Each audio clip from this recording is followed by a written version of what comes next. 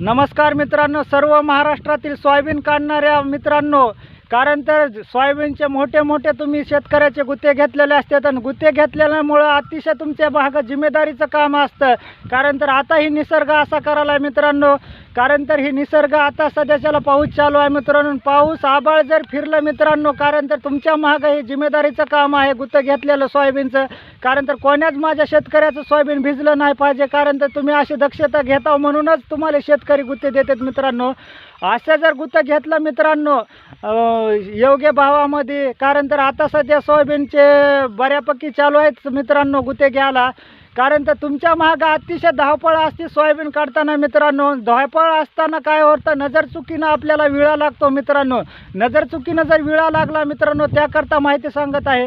तर अतिशय लांब दवाखाना असतो मित्रांनो, दवाखान्यामध्ये जाण्याला आपल्यापाशी वेळ नसतो मित्रांनो. जर आपल्याला विळा लागला तर पाहू शकता मित्रांनो, ही जी वनस्पती आहे मित्रांनो शेतीमध्ये प्रत्येक वावरामध्ये उपलब्ध असते मित्रांनो. ह्याची ओळख करून घ्या. इळा जर लागला मित्रांनो, ह्याचे पानं चोळायचे मित्रांनो आणि ज्या ठिकाणी लागला आहे त्या ठिकाणी बांधायचं मित्रांनो पट्टीमध्ये.